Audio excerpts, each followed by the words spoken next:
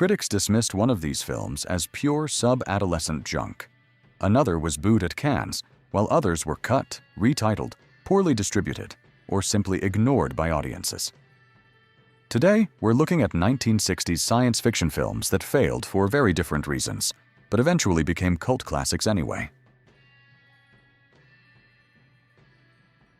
In 1961, British censors watched Joseph Losey's film for Hammer Film Productions and didn't demand a single cut, although they gave it an X certificate.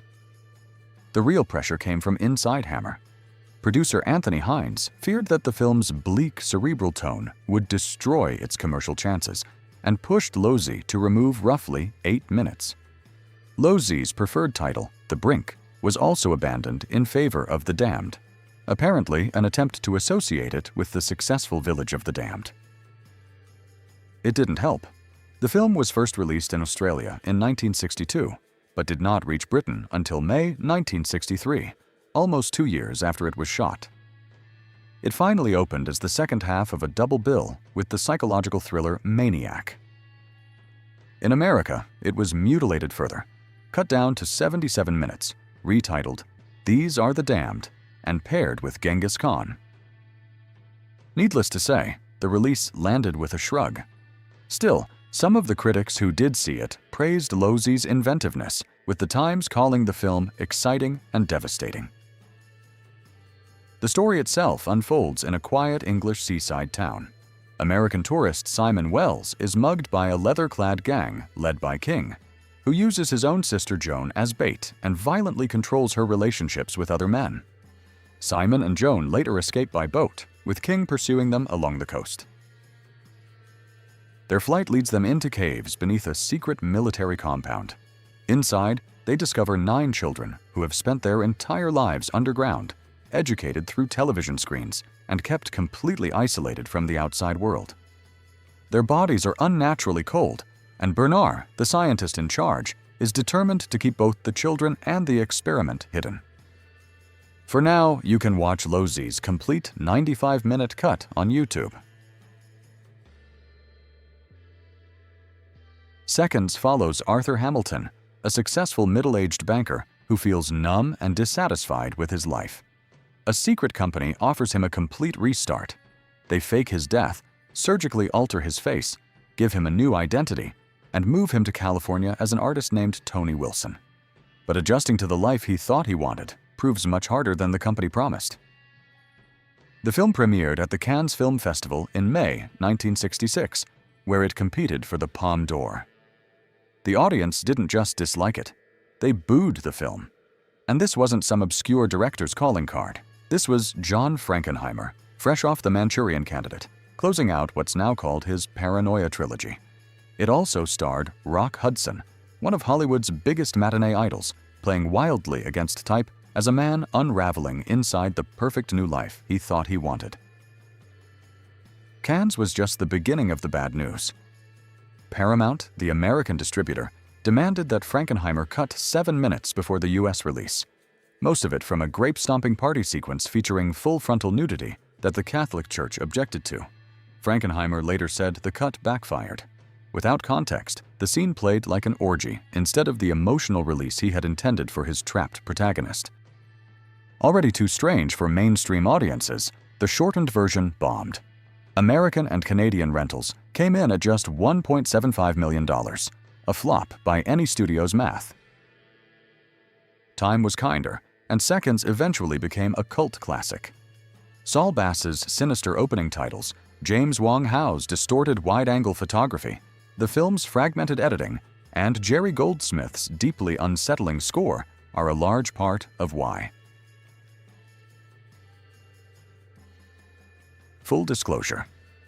I went back and forth on whether to even include Fahrenheit 451, but despite all its flaws, the 1966 film has earned its cult status. And with only 2 major screen adaptations to compare, let's face it, if someone makes a list like this in 2078, the 2018 version probably won't be on it. On paper, it had everything going for it.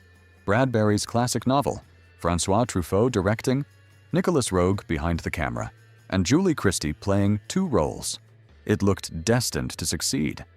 In practice, almost everything worked against it. It was Truffaut's first color film and his first stab at science fiction, a genre he didn't even like. He also barely spoke English, and the script was repeatedly translated between English and French, stripping much of the dialogue of natural English phrasing. Some of that stiffness was intentional. Truffaut believed that a society that had stopped reading would sound inarticulate, so he deliberately flattened the dialogue. Another problem was that the tension disappeared exactly where the film needed it most. What actually happens to Guy Montag if he's caught? The movie never makes the consequences feel clear enough, and without that, the fear never quite lands. When Fahrenheit 451 opened, critics and science fiction fans were vocal about their disappointment. The film was called pretentious, pedantic, dull, dully fashioned, and dully played. While some admirers of the director felt that he had sold out by making a big-budget, Hollywood-financed film in color with an English cast. But what did Bradbury himself think? He was far more forgiving. He especially loved the ending, with the book people walking through the snow and reciting memorized texts over Bernard Herrmann's score. He called the sequence deeply moving and felt the film ultimately stood on its own, although he still had complaints. One of the biggest was casting Julie Christie in both roles. I'm inclined to agree with him, though I'd add one complaint of my own. The mechanical hound is missing.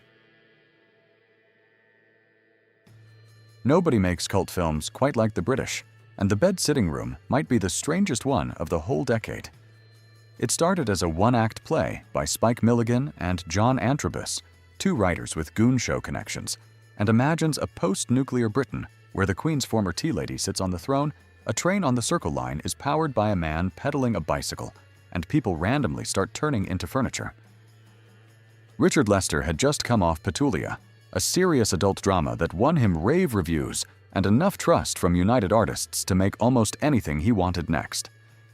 His original plan had been a Joe Orton script called Up Against It, but Orton was murdered before production could begin, so Lester offered the studio The Bed Sitting Room instead. United Artists executives hated the finished film and shelved it for about a year. When it appeared at the Berlin Film Festival in 1969, the critics were hardly more welcoming. Its subsequent theatrical release failed so badly that Lester, one of the most in-demand directors of the 60s, did not direct another film for 4 years. Critics actually liked this one. The Los Angeles Times called Robinson Crusoe on Mars a work of art. Leonard Maltin praised its Death Valley cinematography. Time Out singled out how the director handled the film's monkey co-star without ever tipping into cheap sentimentality. By any normal measure, this was a well-reviewed film. Audiences just didn't show up. Paramount gave it weak distribution, and some blamed the title itself. Robinson Crusoe on Mars sounds more like a children's book than a serious science fiction picture. This film didn't deserve that. It's a loose, inventive riff on Daniel Defoe's novel. An astronaut stranded on Mars, forced to survive with nothing but a monkey for company, until he finds an alien slave he names Friday. Behind the camera was Byron Haskin, a director who came up through special effects and had already built Mars-worthy credibility by directing The War of the Worlds a decade earlier. That background shows. Moon 02 was Hammer Films' attempt to capitalize on the world's sudden obsession with the moon. It reached British cinemas only 3 months after the Apollo 11 landing and was promoted as the first moon western. The label did not help. Audiences showed little interest, and the film failed commercially. But I would argue that Moon 02 is much better than its reputation at the time would suggest. Set in 2021, it follows Bill Kemp, a former astronaut now making a living salvaging abandoned spacecraft. A wealthy industrialist hires him to capture an asteroid made of sapphire and bring it down on the moon, while a young woman asks for his help finding her missing minor brother. The film treats the moon as a working frontier, filled with prospectors, salvage pilots, territorial disputes, and valuable resources. The screenplay builds a surprisingly credible adventure around that idea and includes some thoughtful speculation about how people might actually live and work there. The journey across the lunar sunrise is especially impressive, and despite the limited budget, the film often looks far more ambitious than its failure would suggest. If knowing that Jane Fonda in space was waiting somewhere in this video wasn't enough to keep you watching, I'm not sure what would be. Anyway, let's talk about Barbarella. Financially, it was not quite the disaster it is sometimes made out to be. The film earned $2.5 million in North American rentals in 1968, eventually reaching $5.5 million, and became the second most popular film in general release in Britain that year, behind The Jungle Book. The critics were another matter. The National Catholic Office for Motion Pictures condemned it as a sick, heavy-handed fantasy filled with nudity and sadism. Sounds like excellent advertising, doesn't it? Film Quarterly called it pure sub-adolescent junk with no redeeming social or artistic value. Well, I think we can all agree they were wrong about that. 9 years after its original release, Paramount decided to try again. Star Wars had made space adventures fashionable, so the studio brought Barbarella back to theaters as Barbarella, Queen of the Galaxy. The nudity was removed to secure a PG rating and make the film easier to sell to a broader audience, but fortunately, the home video releases used the complete 1968 version rather than the edited reissue. Every time someone in the comments says they're about to watch Barbarella for the first time, I get a little jealous. Beyond the obvious, half the pleasure comes from the film's visual excess. Barbarella's spaceship has carpeted walls and ceilings, the city looks like a psychedelic fashion show, and the Queen's Chamber of Dreams comes with giant lenses, swirling projections, and a gold-painted bed shaped like a woman.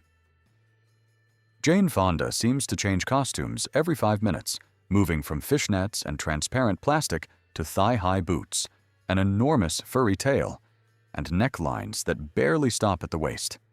Everyone around her is dressed with the same complete lack of restraint. Even the film's idea of sex is gloriously ridiculous.